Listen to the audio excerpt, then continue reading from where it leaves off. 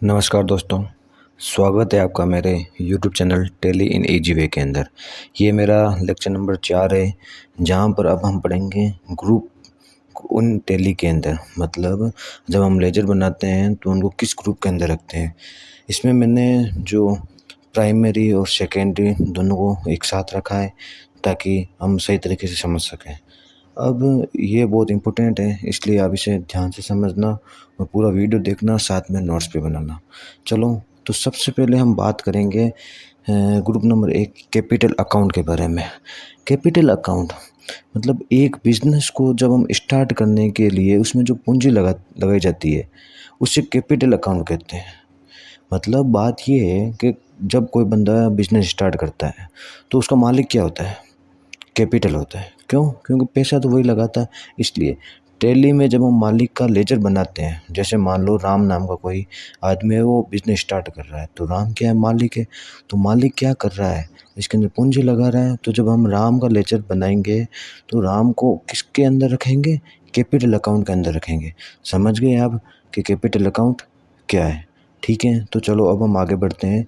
दूसरा नंबर है कि फिक्स एसेट्स।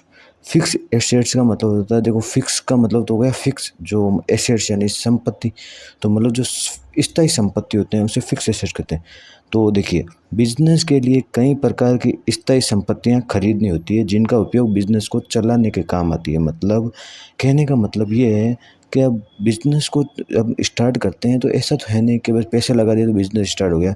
बिजनेस को चलाने के लिए जैसे मान लो उसके अंदर कंप्यूटर की ज़रूरत पड़ती है, टेलीफोन की भी ज़रूरत पड़ती है, और जैसे कोई बिजनेस है, ऑफिस है, उसके अंदर एसी की भी ज़रूरत पड़ती है, और कुछ फर्नीचर भी लगाया जाता है, और व्हीकल जैसे कार या कोई कुछ होलसेल का काम है तो व्हीकल, ऐसी चीज़ें मतलब टेम्पो, इनकी ज़रूरत पड़ती है। तो ये चीज़ें जो मतलब बिजनेस को चलाने के लिए इनडायरेक्टली डायरेक्टली काम आती है, वो फिक्स एसेट्स के अंदर जाएंगे। तो ध्यान रखना, जब भी आप कंप्यूटर का लेजर बनाए ना तो उसे फिक्स एसेट्स में डालना है, टेलीफोन का किसी का भी। ठीक है, समझ आ गया। अब हम चलते हैं, तीसरा है बैंक अकाउंट। बैंक अकाउंट, अब आपको पता है जब हम बैंक बिजनेस खोलते हैं, बिजनेस चालू करने के बाद उसके अंदर हमने कैपिटल भी लगा दी, अब उसके अंदर हमने सामान भी खरीद लिया, मतलब फिक्स एसेट जो फर्नीचर वो सब सेटअप कर लिया। अब हम चाहते हैं कि एक बैंक अकाउंट भी हो हमारे पास। तो जब बिजनेस के लिए बैंक में कोई खाता खुलाया जाता है और बैंक का जब लेजर बनाते हैं तो उसी बैंक अकाउंट में रखते हैं। जैसे मान लो आपके एरिया में एचडीएफसी बैंक है या एसबीआई बैंक है, तो आपने बिजनेस के मतलब पैसे को डालने के लिए एक खाता खोला, तो अब जब हम टैली करेंगे तो टैली में भी वो एचडीएफसी नाम का बैंक बनाएंगे, तो उससे जैसे ही उसका लेजर बनेंगे तो ग्रुप बैंक अकाउंट डालेंगे, किसी भी प्रकार का बैंक का नाम हो उसे बैंक अकाउंट में डालेंगे। ठीक है, समझ गए। तो अब हम चलते हैं चौथे नंबर, लोन एंड लाइबिलिटीज़ के बारे में।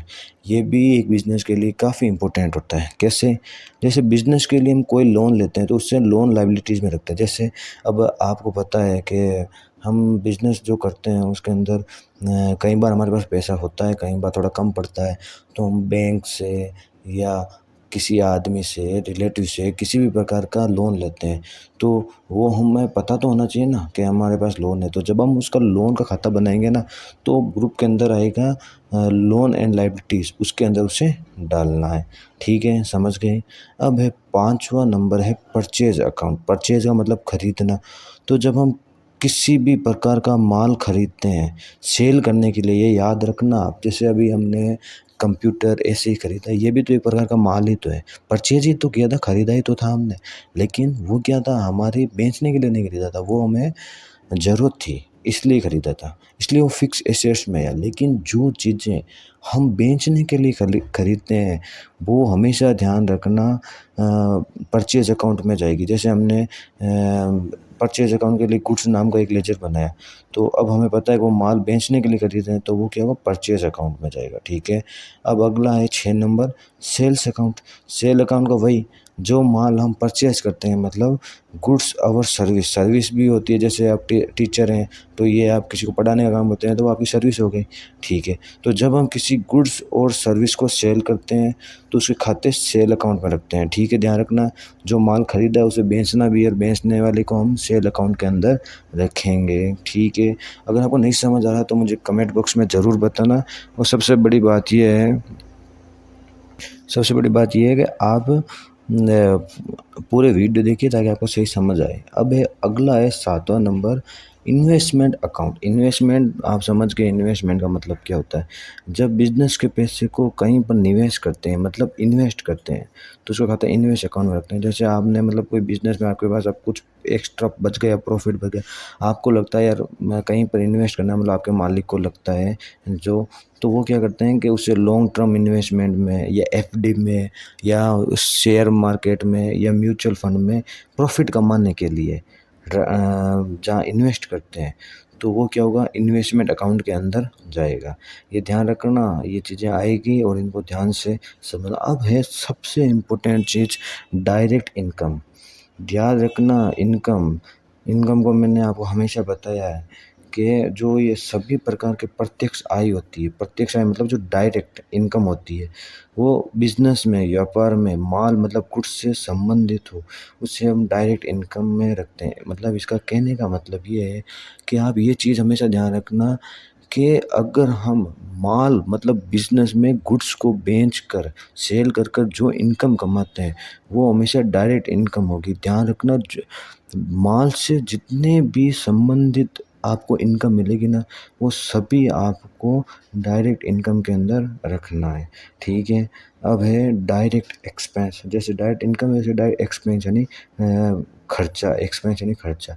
तो ध्यान रखना, माल से संबंधित सभी प्रकार के खर्चे डायरेक्ट एक्सपेंस में आते हैं। कैसे, कि जैसे आपने मान लो माल खरीदा, ठीक है, तो आपने कहीं से माल खरीदा, तो वो क्या है कि मान लो आपको टेम्पो का किराया लगा, तो वो क्या हो, क्योंकि हमने माल खरीदा है, उसे लाने के लिए हमें किराया तो देना पड़ेगा, तो वो क्या होगा, डायरेक्ट एक्सपेंस होगा। और लेबर, लेबर क्या है, जैसे मान लो लेबर ने माल को लोड किया गाड़ी के अंदर, तो उनके बिना वो लोड हो नहीं पाता, क्योंकि ज़रूरत तो थी, तो इसलिए वो भी डायरेक्ट एक्सपेंस होगा, हमारा खर्चा होगा। तो ध्यान रखना, अगर कोई भी ऐसा खर्चा जो माल से रिलेटेड है, उसे डायरेक्ट एक्सपेंस में रखना है। अब है इनडायरेक्ट इनकम। इनडायरेक्ट इनकम का मतलब हो गया कि बिजनेस में सभी प्रकार की प्रत्यक्ष आय, जो व्यापार मतलब बिजनेस में माल के अलावा किसी भी प्रकार की इनकम हो, तो इनडायरेक्ट इनकम आती है। मतलब आप ये देख लो कि इतना ध्यान रखना कि अगर वो जो हम इनकम कमा रहे हैं, वो हम माल को बेच कर नहीं कमा रहे हैं, तो वो इनडायरेक्ट इनकम होगी। जैसे आपको भाई, आप किसी टाइप का कोई बिजनेस करते हैं, उसमें आप कमीशन का भी काम कर रहे हैं, मतलब बेचते हैं तो आपको थोड़ा कमीशन मिलता है। जैसे आप प्रॉपर्टी डीलर का काम कर रहे हैं साथ में, तो आपको थोड़ा बहुत कमीशन मिलता है, तो क्या होगी, फिर वो आपकी इनडायरेक्ट इनकम होगी। आपको मान लो आपने कहीं बैंक में या एफडी में जो पैसे जमा कराए, उनका आपको इंटरेस्ट मिल रहा है या ब्याज पर पैसे देते हो, तो जो इनकम होती है वो आपकी इनडायरेक्ट इनकम होगी। आपके पास मतलब कोई ऊपर जो आपकी खुद की दुकान है, वहाँ के ऊपर कोई आपने रेंट दे रखा है, तो वो क्या होगी, इनडायरेक्ट होगी। क्योंकि ये माल से संबंधित नहीं है, इसलिए। अब है इनडायरेक्ट एक्सपेंस। वही बात कि अगर बिजनेस में माल के अलावा किसी भी प्रकार का खर्चा होगा ना, तो वो इनडायरेक्ट एक्सपेंस होगी। जैसे सैलरी, अब हम किसी बंदों को रखते हैं, तो सैलरी है, सैलरी क्या, खर्चा ही तो है हमारा, इनडायरेक्ट एक्सपेंस हुआ। बिल, अब आपके भाई माल बिके या ना बिके, लेकिन लाइट का बिल तो आपको भरना ही पड़ेगा, रेंट भी आपको दुकान का देना ही पड़ेगा। जो छोटे मोटे चाय पानी के खर्चे होते हैं, ये सारे जो माल से संबंधित नहीं है, वो क्या होंगे, इनडायरेक्ट एक्सपेंस में आएंगे। आपको समझ आया, ध्यान से समझना, ठीक है। अब है आपका 12वां नंबर है करंट लाइबिलिटीज़। तो ध्यान रखना, लाइबिलिटीज़ का मतलब होता है दायित्व, ठीक है। क्या होता है, दायित्व। करंट यानी चालू, चालू दायित्व। तो कम समय के लिए किसी प्रकार का उधार लेते हैं, उसे इसके अंतर्गत रखते हैं। जैसे अब आपको पता है कि आप कस्टमर पहले आपको एडवांस में रुपए दे दे। जैसे कोई कस्टमर है, वो आपको एडवांस में रुपए दे रहा है कि आप पहले पैसे ले लो, माल मुझे बाद में भेज देना, ठीक है।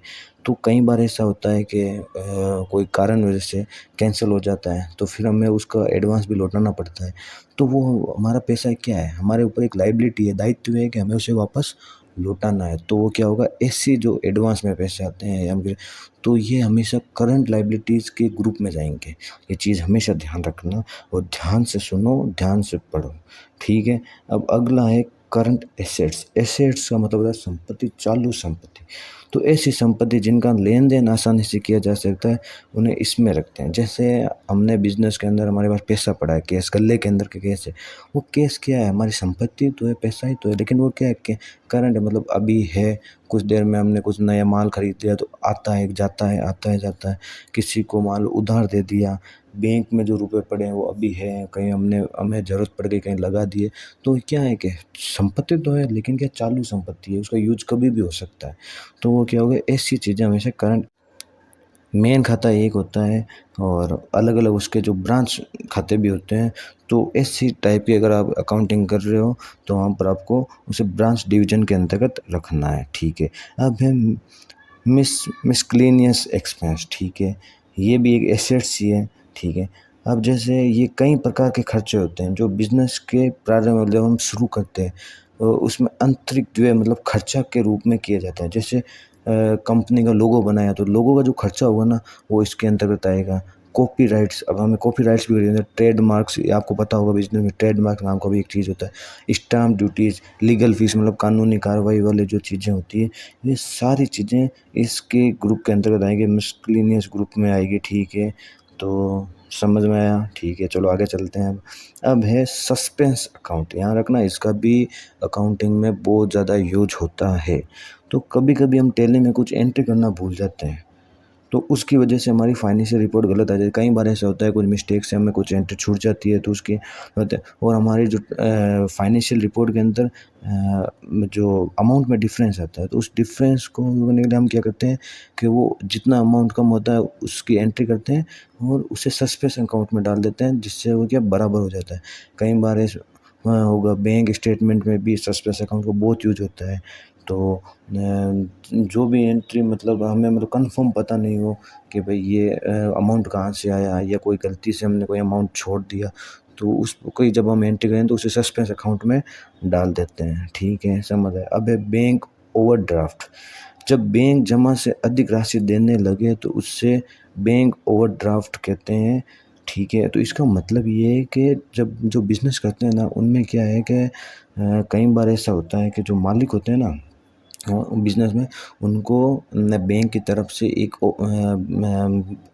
तरह का मतलब ऑफ़र टाइप मिलता है कि आपको हम इस बैंक के अंदर ये लिमिट देते हैं, यहाँ तक आप पैसा खर्च कर सकते हो, और उससे ऊपर जाएगा तो वो अपने आप खर्च नहीं होगा। तो क्या है, तो वो एक तरह का लोन नहीं होता है, जिसमें हम क्या है कि पैसे, जैसे मान लो हमारे पास 10 लाख की हमारे पास लिमिट है कि 10 लाख तक आप, आपके खाते में चाहे 2 लाख ही हो, लेकिन आप 10 लाख तक यूज़ कर सकते हो, और फिर आप वापस उसे जैसे ही पैसे भर दोगे तो वो वापस कम हो जाएगा।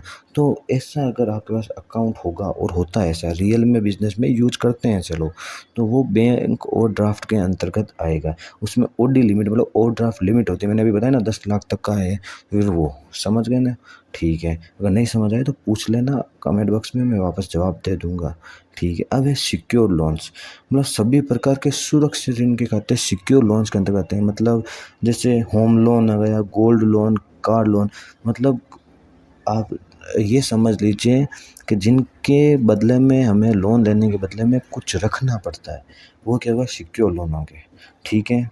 आगे चलते हैं अब अनसिक्योर लोन, सभी प्रकार के असुरक्षित खाते अनसिक्योर लोन के अंतर्गत आते हैं, जिसमें हम बदले में कुछ नहीं रखते हैं। जैसे पर्सनल लोन ले लिया, किसी से हमने ब्याज पर पैसे ले लिए, बिजनेस लोन लिया, क्रेडिट कार्ड, क्रेडिट लिमिट, ये जो लोन होते हैं इनमें हम कुछ रखते थोड़ी है, हमें ये मिलते हैं, ब्याज भरो, चलते रहो, ठीक है। तो फिर इस प्रकार के अनसिक्योर लोन के अंतर्गत आते हैं। अब आगे है, इनका यूज होगा, ये जो है ना सिक्योर अनसिक्योर, इनका हर बिजनेस में पूरा का पूरा यूज होता है। अब है ड्यूटीज एंड टैक्स, सभी प्रकार के करों के खाते ड्यूटीज एंड टैक्स के अंतर्गत बनाए जाते हैं। जैसे मतलब आप जीएसटी का लेजर बनाएंगे तो वो ड्यूटी एंड टैक्स में जाएगा, टीडीएस का, वेट का, ये सारे जो भी टैक्स रिलेटेड चीज़ें होगी वो ड्यूटीज एंड टैक्स ग्रुप में ही जाते हैं। ठीक है, अब है प्रोविज़न। प्रोविज़न मतलब किसी सभी प्रकार के किए गए प्रावधानों के खाते प्रोविज़न के अंतर्गत बनाए जाते हैं। जैसे टैक्स के लिए प्रावधान, किराए के लिए प्रावधान। एक तरीका प्रोविज़न का मतलब आप ये भी समझ लो कि जब हम कोई चीज़ के लिए, जैसे हमें पता है कि हमें टैक्स भरना है, तो हम क्या उसके लिए अलग से थोड़े-थोड़े पैसों को अलग से रख रहे हैं, वो क्या है, प्रोविज़न में अंतर्गत आएगा। किराए के लिए प्रावधान मतलब हम किराए के लिए थोड़ा-थोड़ा अलग से बचा कर रख रहे हैं कि हाँ भाई ये हमें किराए में देना है, तो क्या होगा, प्रोविज़न के अंतर्गत आएगा। ठीक है, अब आगे चलते हैं। सन्ड्री क्रेडिटर, ध्यान रखना इन सब का बहुत यूज होगा। सन्ड्री क्रेडिटर का, जैसे बिजनेस में जब हम माल मतलब गुड्स किसी से उधार परचेज करते हैं या किसी प्रकार का और उधार लेते हैं तो उसका अकाउंट सन्ड्री क्रेडिटर्स के अंतर्गत ओपन करते हैं। मान लो आप बिजनेस कर रहे हो, अब आपको माल खरीदना है, तो आपने मान लो राम ट्रेडिंग कंपनी से माल खरीदा। किससे खरीदा? राम ट्रेडिंग कंपनी से। तो जो ये राम ट्रेडिंग कंपनी से आपने माल खरीदा, कभी पैसे हम बाद में देंगे, तो आप जब एंट्री करोगे ना राम ट्रेडिंग कंपनी की, तो वहाँ पर आप उससे राम ट्रेडिंग कंपनी नाम लिखोगे। जब ग्रुप आएगा ना उसमें सन्ड्री क्रेडिटर डालेंगे। उसका मतलब हो गया, क्रेडिटर का मतलब कि हमें इससे पैसे अभी देने बाकी हैं, हमने उधार माल खरीदा या हमने हमारा उधारी चल रही है। तो ध्यान रखना जो भी चीज़ उधारी के लिए हो उसे सन्ड्री क्रेडिटर में डालना होगा। ठीक है, अब है सन्ड्री डेटर्स। बिजनेस में जब हम माल किसी को उधार सेल करते हैं या किसी और प्रकार का कोई उधार देते हैं तो उसका अकाउंट सन्ड्री डेटर्स के अंतर्गत ओपन करते हैं। अब आपने जब उधार माल खरीदा तो आप उधार किसी को माल बेचोगे भी, तो जब आप उसका बंदे को बेचोगे तो उसका नाम लिखोगे, तो वो क्या होगा, उस राम जो भी नाम होगा उसमें जो ग्रुप डालोगे उसे सन्ड्री डेटर्स में डालोगे। उसका मतलब ये होगा कि हम उससे पैसे मांग रहे हैं। समझ रहे हो, हम उससे पैसे मांग रहे हैं। ठीक है, अब है डिपॉजिट एसेट्स। डिपॉजिट एसेट्स का मतलब होता है कि जब हम किसी वस्तु के लिए सिक्योरिटी के रूप में पैसा जमा कराते हैं तो उस अकाउंट को डिपॉजिट एसेट्स में रखते हैं। जैसे मान लो आपने कोई दुकान किराए पर लेने की सोच रहे हो, तो वो बंदा कह रहा है कि भाई मुझे तो सिक्योरिटी डिपॉजिट के रूप में जमा करवाओ, तो फिर हम उसे सिक्योरिटी डिपॉजिट के रूप में कुछ पैसा जमा कराएंगे। जैसे 50,000 जमा करवा दिया, तो अब ये 50,000 ऐसे थोड़ी ये चले जाएंगे, ये तो एक सिक्योरिटी डिपॉजिट के रूप में जमा है। तो जब भी हम दुकान खाली करेंगे तो ये पैसे हमें वापस मिल जाएंगे। तो ऐसी चीज़ों को हम डिपॉजिट एसेट्स में डालेंगे। ठीक है, अब अगला है 25वां number, loans and advance assets. जब हम किसी को एडवांस के रूप में पैसे देते हैं तो इसे अकाउंट में रखते हैं। अब ध्यान रखना, किसी को हमने एडवांस में पैसे दे दिए हैं या फिर हमने किसी को लोन दे दिया किसी, तो उसके बंदे के बारे में हमें जानकारी रखनी है, तो उसे हम लोन एंड एडवांस में डाल देंगे जिससे हमें पता रहेगा। ठीक है, अब है cash in hand. Cash in hand का मतलब कैश, मतलब जितने भी प्रकार का कैश का काम होगा ना, कैश वाले पैसे वो कैश इन हैंड में आएंगे और इसका लेजर हमेशा टैली में पहले से बना हुआ होता है। ठीक है, अब है स्टॉक इन हैंड। स्टॉक का मतलब क्या होगा? स्टॉक जो माल बेच रहे वो क्या आपका एक स्टॉक ही तो है, तो वो स्टॉक ग्रुप के लिए होता है। ठीक है, बैंक अकाउंट। बैंक अकाउंट आपको पता है क्या होता है? सभी प्रकार के बैंक के खाते बैंक अकाउंट ग्रुप के अंतर्गत खोले जाते हैं। तो ये देखो, मैंने आपको जितने भी ग्रुप होंगे उनके बारे में आपको पूरी तरह से समझा दिया।